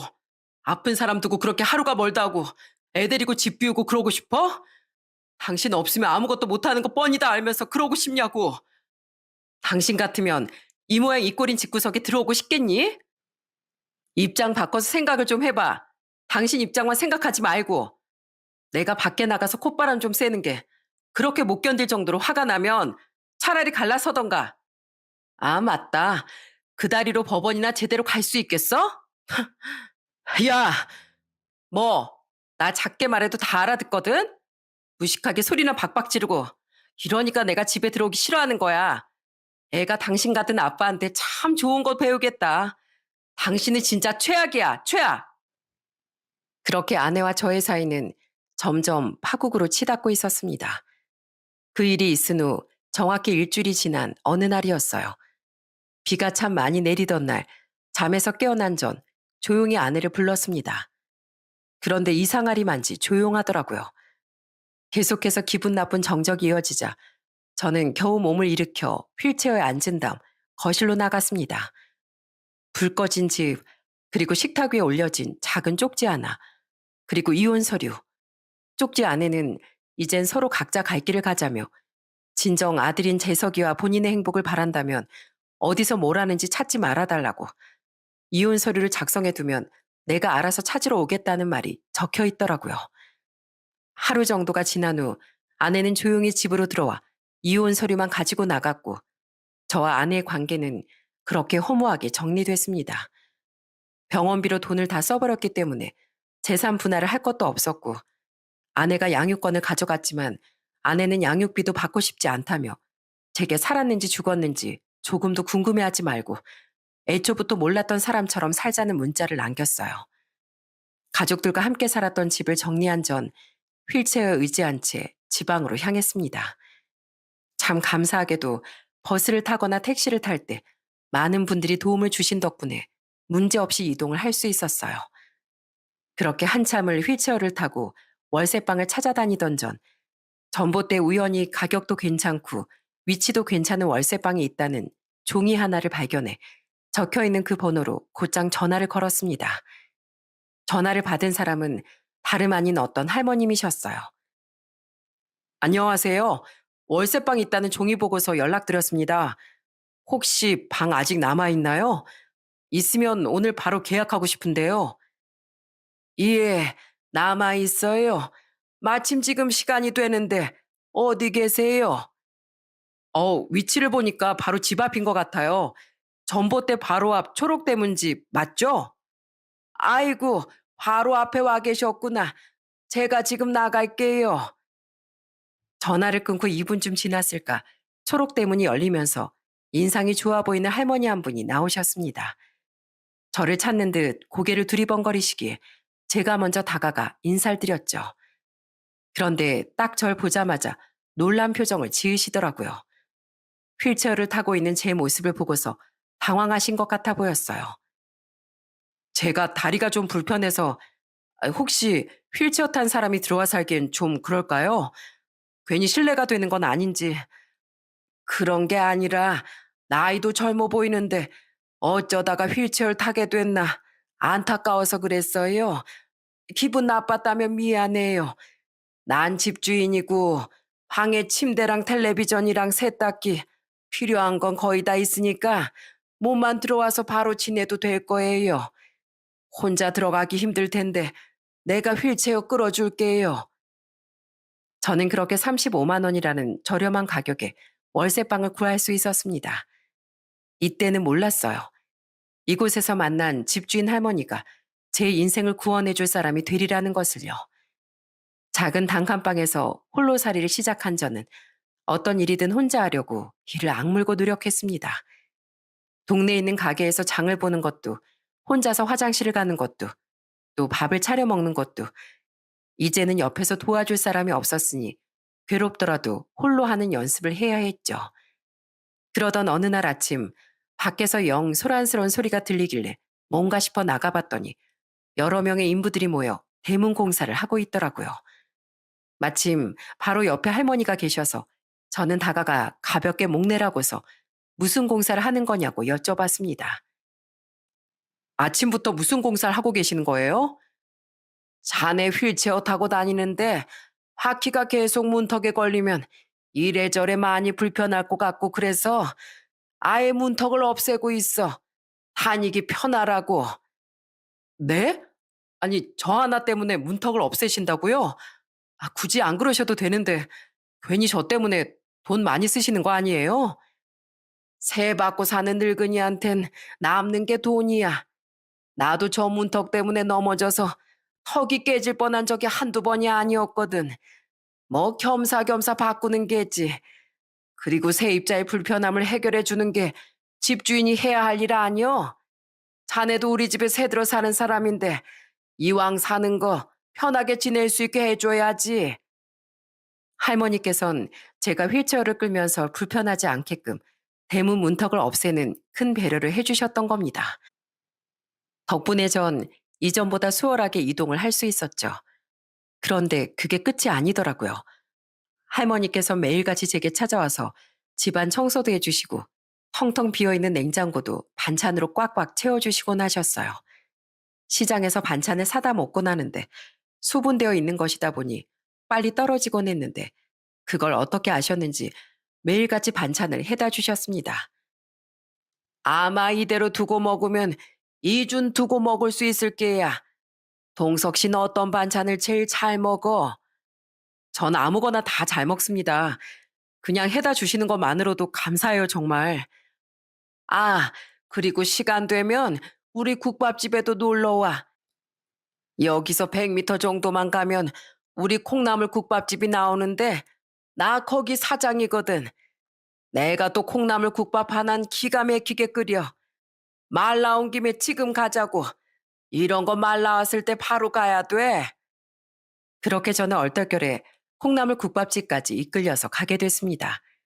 할머니께선 테이블에서 의자를 빼 제가 편히 앉을 수 있게끔 넓게 자리를 만들어 주시곤 이내 따뜻한 콩나물 국밥 한 그릇을 내어주셨어요. 그날 처음으로 맛본 할머니의 콩나물 국밥은 제가 먹었던 그 어떤 음식보다도 맛있고 따뜻했습니다. 기가 막히게 끓인다는 말이 무엇인지 대충은 알 것도 같았죠. 한참 국밥을 다 먹어가고 있을 때쯤 가게 안으로 젊은 손님들 2명이 들어왔습니다. 마침 점심시간이 시작될 무렵이었기에 앉을 자리가 그렇게 많지 않았고 어디를 앉아야 할까 서로 얘기를 나누는 소리가 들리더라고요. 그런데 그중 한 명이 제가 앉은 테이블 쪽을 향해 신경질 가득한 목소리로 소리를 질렀습니다. 사장님, 이렇게 바쁜 시간에 휠체어 타고 있는 저런 사람들 들어와서 자리 차지하고 있으면 다른 사람들은 어떻게 앉아서 밥을 먹어요? 그 말을 듣는 순간 가슴에 비수가 확 꽂히는 듯한 기분이 들었어요. 그리고 모두 제가 앉은 자리를 쳐다보는데 진짜 누가 얼굴에 불을 지른 것 같았죠. 빨리 나가야겠다 싶어서 허겁지겁 남은 국밥을 다 먹고 있는데 그때 할머니가 나오셔서는 2손님들을 바깥으로 내보냈습니다. 뭐 하시는 거예요? 저희 지금 손님으로 온 건데. 휠체어 탄 사람은 식당에서 밥도 편히 먹으면 안 돼요. 저 사람도 돈 내고 식사로 온 사람이에요. 자리가 없으면 자리 날 때까지 조금 기다리면 되지. 기다릴 시간이 없으면 다른 곳 가서 식사하면 되는 거고. 우리 나가시 같은 사람한테 장사 안 하니까 안 기다리고 편하게 식사하고 싶으면 다른 가게로 가요. 할머니는 가게 입구에서 소리를 고래고래 지르며 손님들을 쫓아냈고, 가게 안에 있는 사람들은 아무 일도 없었다는 것처럼 다시 식사를 하기 시작했습니다. 괜히 가게에 민폐를 끼친 건 아닐까 싶어 너무 죄송한 마음이 들더라고요.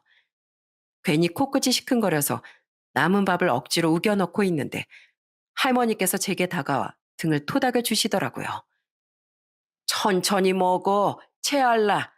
그리고 방금 온 아가씨 말 너무 귀담아 듣지 말어. 그런 건 들을 가치도 없는 말이니까. 알겠지? 죄송해요. 제가 괜히 와서. 동석 씨가 사과를 왜 해? 데리고 온 사람은 난데. 그런 소리 하지 말어. 할머니의 토닥거림에 진짜 더 서럽게 눈물이 터져 나왔습니다. 그날 이후 할머니는 아침에 가게 문을 열러 가실 때마다 찾아와 저희 집 문을 두드리시고선 같이 출근하자며 깨워주셨고, 매일같이 국밥집에 출석 도장을 찍다 보니 거기서 일하는 이모님들과도 자연스럽게 가까워지게 됐어요. 그리고 어느 날 할머니께서 이런 말씀을 하시더라고요. 동석 씨, 우리 가게에서 일해보지 않으련? 우리 지금 카운터 알바생 뽑고 있는데 동석 씨가 해주면 좋을 것 같아서. 물론 월급도 줄게. 하루 종일 앉아 있어도 돼. 저는 더 생각할 것도 없이 가게에서 일을 하겠다고 말씀드렸습니다. 계속 혼자 집에 있는 것보단 그래도 바깥 활동을 조금이라도 하는 게 낫겠다 싶은 생각이 들어서였죠. 그렇게 저는 국밥집 계산대에서 월급을 받으며 일을 하기 시작했어요. 이렇게 할머니께서 제게 따뜻한 마음을 베풀어 주시고 신경을 써주시니 저 역시도 조금씩 변해가는 게 느껴졌습니다. 아내와 함께 살 땐 제 자신이 너무나도 무능한 사람 같다고 생각했는데 제대로 걷지 못하는 나도 누군가에겐 쓸모 있는 사람이구나 싶더라고요. 그렇게 시간이 흐르면서 처음에는 동석 씨라고 부르던 할머니 호칭도 동서가라고 변하게 됐습니다. 가끔 가게 마감 시간이 되면 다 같이 둘러앉아 가볍게 마시는 안주를 만들어 오늘 하루도 고생했다며 소주 한 잔을 기울이기도 하고, 때론 집안의 평상에 앉아 할머니와 둘이서 한 잔을 하며 하루를 이야기하곤 했어요. 그리고 이곳에 들어온 지 딱 2년 정도가 됐을 무렵쯤 할머니께선 제게 깊은 속 이야기를 털어놓으셨습니다. 동서가 기억하냐? 너 여기 처음 들어왔을 때 내가 매일같이 너희 집 청소하러 가고 반찬 싸들고 가고 그랬었잖아. 네, 맞아요. 그랬었죠. 사실 다 이유가 있었어. 네가 휠체어 탄 모습을 보고 있으니 우리 큰아들이 생각이 나더라고. 우리 큰아들도 사고가 나서 허리를 크게 다치는 바람에 하반신 마비가 왔었거든. 네가 꼭 우리 아들 같아서 생판 모르는 남이지만 나도 모르게 마음이 가는 거 있지? 처음 저를 보고 놀라셨던 그 표정, 그리고 매일같이 찾아와 따뜻한 마음을 나눠주셨던 것에 대한 이유를 그제서야 알 수 있었어요. 할머니는 덤덤한 표정으로 말을 계속 이어나가셨죠. 우리 남편은 20년도 더 전에 죽었고 나 혼자 아들이랑 딸을 키웠어. 우리 애들 속 한 번 썩인 적 없을 정도로 정말 착했어. 취업하고 다른 지역으로 갔어도 일주일에 한 번은 꼭 찾아와 자기들 있었던 얘기들 미주알 고주알 다 털어놓고 가고, 집에 오면 쉬지도 않고 집안일 돕고 가고, 월급 받으면 꼭 30만 원씩은 나한테 보내주곤 했지. 어때? 말만 들어도 자식 농사 참 잘 지었다 싶지 않어? 듣고 보니 정말 그렇네요. 지금도 할머님한테 되게 잘해줄 것 같은데요. 저도 한번 보고 싶어요. 소개시켜주고 싶은데 못 봐. 지금은 둘 다 하늘나라로 갔거든. 아들은 46에 딸은 38에. 우리 아들은 결혼해서 손주까지 있었는데 며느리가 다리 불편한 남편이랑 못 산다면서 애 데리고 도망을 쳐버렸어. 아직도 그것만 생각하면 치가 떨려. 그게 상심이 컸는지 아들은 어느 날 갑자기 호련히 세상을 떠났지. 경찰한테 그 소식을 들었을 땐 하늘이 무너져 내리는 것 같았어. 못된 놈. 지 엄마가 이렇게 두 눈 뜨고 살아있는데 애미보다 먼저 가는 자식이 어디 있어. 아, 많이 속상하셨겠어요. 그럼 혹시 따님은 우리 딸은 병으로 세상을 떠났어. 백혈병이었는데 죽기 전까지만 해도 그렇게 고통스러워하던 애가 세상 떠나고 나니 얼굴이 편안해지더라고. 차라리 더 아프지 않고 편안하게 가서 다행이다 싶었지. 항상 대신 아파주지 못해 내 마음이 찢어질 것 같았거든. 할머니의 사연을 듣다 보니 저도 눈물이 날 것 같았습니다. 할머니 아들의 이야기는 저와 비슷한 부분이 있었기에 더욱 마음이 아팠죠. 할머니는 울먹거리는 저를 보더니 이렇게 말씀하셨어요. 넌 우리 아들이랑 참 많이 닮았어. 그래서 덜컥 겁이 나더라고. 혹시나 너도 우리 아들처럼 잘못된 선택으로 세상을 등지진 않을지, 아무것도 할 수 없다는 무력감에 빠져 있진 않을지, 그래서 내 매일같이 너희 집에 찾아가 문을 두드렸던 거고, 너한테 우리 가게에서 일하지 않겠느냐고 물어봤던 거야. 참 노인네가 별 얘기를 다 해. 그지? 아니에요, 할머니. 사실 제 아내도 제가 하반신 마비가 된 이후로 같이 살 수가 없을 것 같다고 아들을 데리고 떠났거든요. 저도 많이 힘들었어요. 그래도 할머니가 이렇게 잘 보살펴 주시고 신경 써 주신 덕분에 지금처럼 잘 지낼 수 있는 거예요. 진심으로 감사합니다. 저와 할머니는 서로의 속에 있는 말들을 모두 털어놓은 뒤부터 더욱 가까워지게 됐습니다. 제가 몸살이나 아플 때면 할머니께선 가게를 이모님들에게 잠깐 맡겨놓고 저를 지극정성으로 간호해 주시기도 하고 죽을 팔팔 끓여서 손수 떠먹여 주시기도 하셨어요. 그리고 제가 할머니를 어머니처럼 모시기로 마음을 먹은 건 그로부터 3년이 지난 뒤였어요. 동네 자리를 잡은 지 5년 정도 지났을 때쯤 여느 때와 다름없이 가게에 출근을 하는데 가게가 무척이나 소란스러운 겁니다. 무슨 일인가 싶어서 황급히 가보니 가게 안에선 할머니와 온몸에 그림이 가득한 건달들이 언성을 높이며 싸우고 있더라고요. 할매, 여기서 장사하기 싫어? 우리가 누군지 몰라서 이래? 니네 같은 양아치 건달들이 누군지 내가 왜 알아야 하는데? 손님들 식사하시는데 방해하지 말고 우리 가게에서 썩 나가. 경찰 부르기 전에 나가. 안에 있는 건달들은 물건을 집어던지며 잔뜩 소란을 피우기 시작했습니다. 그 모습을 본 저는 그 건달들에게 다가가 크게 소리를 질렀어요. 지금 가게에서 뭐 하시는 겁니까? 이거 영업 방해예요. 이건 또 뭔데 끼어들어? 가게 안에서 물건을 집어던지던 건달들은 제게 다가와 냅다 손찌검을 하기 시작했어요. 진짜 눈앞에 별이 보이는 것 같더라고요. 그 순간 할머니께서 제게 달려오시더니 저를 품에 끌어안으며 이렇게 소리쳤습니다. 이 아이 망할 놈들아! 아픈 사람을 왜 때려? 니네가 그러고도 사람이야? 오냐 그래. 차라리 때리고 싶으면 날 때려라. 아픈 사람 때리지 말고 사지육신 멀쩡한 날 때리란 말이야 이놈들아. 할머니께서 절 끌어안고 마구 소리를 치시는 순간 갑자기 눈물이 펑 하고 터져버렸어요. 할머니의 모습은 어릴 적 동네 건달 형들에게 마구 짓밟히고 있던 절 온몸으로 막아준 어머니를 떠올리게 했어요. 온몸으로 막아 저를 지켜주신 할머니는 심하게 다치신 건 아니었지만 그래도 일주일 정도 병원 신세를 지게 되셨습니다. 할머니는 침대에 누워 계신 상황에서도 저부터 챙기셨어요. 그 모습을 보고 눈물을 흘리며 할머니의 손을 꼭 잡고 이렇게 말했어요. 제가 어렸을 때도 똑같은 상황이 있었어요. 그때 저희 엄마도 온몸을 써서 저를 지켜주셨거든요. 그 모습이 떠올라서 얼마나 눈물이 나던지 정말 감사합니다, 할머니. 온몸으로 저를 지켜주신 할머니를 어머니처럼 모시겠노라 다짐하면서 할머니가 퇴원하시기 전까지 지극정성으로 할머니를 보살폈습니다. 제가 아플 때 할머니가 해주셨던 것처럼 손수 밥도 떠먹여드리고 마사지를 해드리기도 하면서 말입니다. 할머니는 낯간지럽다고 말씀을 해주셨지만 마냥 싫지만은 않아 보이셨어요.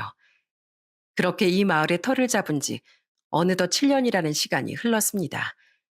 그 시간 동안 할머니와 저는 정말 많은 추억들을 쌓아왔어요. 벚꽃이 흐드러지게 피는 날엔 지역 벚꽃 축제를 함께 다녀오기도 하고, 햇살이 좋은 날엔 할머니가 휠체어를 끌어주시며 같이 산책도 하고, 맛있는 음식도 먹고, 요즘 친구들이 많이 찍는 스티커 사진도 찍으면서 행복한 추억들을 만들었습니다. 하지만 행복은 영원한 것이 아니라는 말이 있듯 할머니와 보낸 행복의 불씨도 어느덧 점차 힘을 잃어가고 있었어요.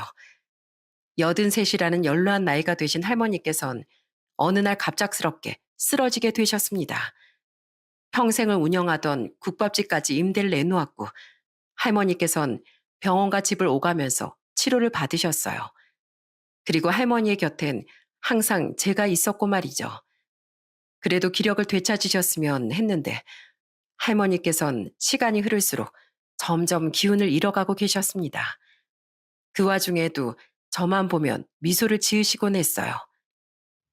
우리 동석이 처음 왔을 땐 다 죽어가는 얼굴이었는데 지금은 살도 많이 찌고 얼굴에 행복이 가득하네. 그치? 그럼요. 누구 덕분에 피둥피둥 살이 찌고 행복해졌는데요. 이게 다 할머니 덕분이에요. 그래도 예전보다 동석이 네가 행복해 보여. 참 다행이다. 내년 봄에도 올봄처럼 같이 벚꽃 보러 가고 같이 사진도 찍고 싶었는데.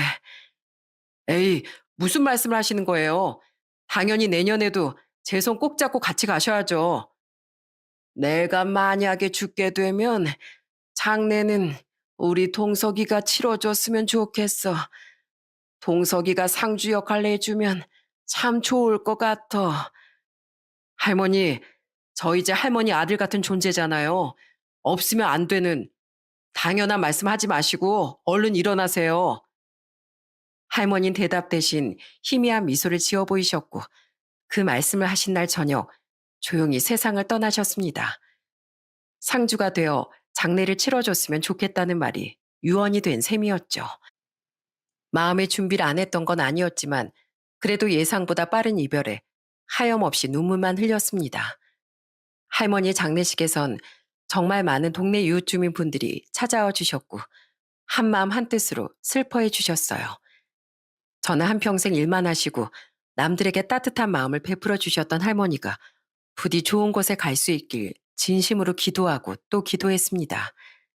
그렇게 3일 정도가 지난 장례식 마지막 날 밤, 조문객이 뜸해진 시간, 검은 양복을 입은 조문객이 찾아왔더라고요. 그 사람은 할머니의 영정 앞에서 절을 올린 후 제게 다가와 이렇게 말했어요. 김동석 씨 맞으시죠?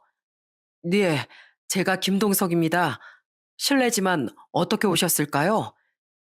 저는 할머니 담당 변호사입니다. 할머님께서 살아생전 김동석 씨한테 전해달라고 말씀하신 것이 있어 전해드리려고 찾아왔습니다. 담당 변호사라는 말에 한번 살아생전 제게 전해달라는 것이 있다는 것에 2번 놀란 전 식당으로 가서 변호사님과 대화를 하기 시작했습니다. 할머니께선 매년 대학교에 후원을 하고 계셨어요. 그때부터 저랑 인연이 있어서 변호사로서 할머니랑 인연을 이어오고 있었습니다. 얼마 전에 할머님께서 절 부르시더니 김동석 씨한테 물려줄 재산이 있다고 법적으로 처리를 좀 해달라고 부탁을 하시더라고요. 할머니가 대학교 아동기관 같은 곳에다 꾸준히 기부를 하고 있다는 사실은 알고 있었습니다. 그런데 저한테 재산을 물려줄 것이 있다는 말에 저는 깜짝 놀라 고개를 갸웃거렸어요. 재산이라뇨? 전 할머니한테 아무것도 들은 게 없는데요. 할머님께서 김동석 씨한테 지금 가지고 계신 건물과 현금 1억 원을 남겨주셨습니다. 그리고 나머지 가지고 있던 재산은 사회에 환원하셨어요. 이미 법적인 절차는 완료된 상태이고요. 그리고 할머니께서 꼭 이 말만큼은 전해달라고 하셨습니다. 이젠 편안하게 월세 걱정 없이 살라고. 물려준 1억은 앞으로 살아가면서 기죽는 일 없이 당당하게 어깨 펴고 살아가라고, 그런 의미로 주는 거라고 꼭 전해달라고 하셨어요. 그 말을 듣는데 미친 듯이 눈물이 흘렀습니다. 할머님은 본인이 편찮으신 와중에도 홀로 남을 제 걱정만 하신 것이었어요. 끝까지 저만 걱정하신 할머니의 마음을 너무나도 잘 알 것 같아 눈물이 멈추질 않더군요. 이거 정말 제가 받아도 되는 건가요? 할머니께서 무슨 일이 있어도 꼭 받아달라고 신신당부하셨어요. 할머니께선 동석 씨 덕분에 외롭지 않을 수 있었다고 하셨습니다. 담당 변호사로서 할머니 여생을 행복하게 만들어주셔서 진심으로 감사드립니다. 변호사님은 제게 인사를 건넨 후 돌아갔고 저는 텅 빈 장례식장에서 할머니의 영정사진 앞에 무릎을 꿇고서 눈물을 흘리며 다짐했습니다. 꼭 지금보다 더 행복해지겠다고. 앞으로 절대 기죽지 않고 살아가겠다고. 나쁜 사람들이 있으면 당당히 맞서 싸우고 주눅드는 일 없이 허리 펴고 당당하게 살아가겠다고 말이죠. 저는 할머니를 떠나보낸 후 할머니가 물려주신 집에서 지내고 있습니다. 할머니께서 계셨던 안방은 손을 대지 않았고 할머니와 찍은 사진들은 태우거나 버리지 않고 소중한 추억으로 보관하고 있어요. 그리고 국밥집이 문을 닫은 지금 저는 장애인을 필요로 하는 기업에서 일을 하며 건강하게 잘 지내고 있답니다. 다리는 조금 불편하지만 사회 일원이 될 수 있다는 것 하나만으로도 행복감을 느끼고 있어요. 작은 변화가 일어날 때 진정한 삶을 살게 된다는 명언이 있습니다. 할머니 처음 만났을 땐 알지 못했어요. 이렇게까지 저의 인생이 바뀌게 될 거라는 것을 말이죠. 지금의 저는 과거의 저와 비교했을 때 더할 나위 없이 행복하고 건강한 삶을 살고 있습니다. 이런 삶을 살게 해주신 할머니께 정말 진심으로 감사하고 다음 생에 다시 만나게 된다면 그땐 꼭 가족으로 다시 만나고 싶다는 말을 전하며 사연을 마무리하려고 해요. 제 이야기는 여기까지입니다. 많은 분들이 행복하시길 진심으로 바랍니다.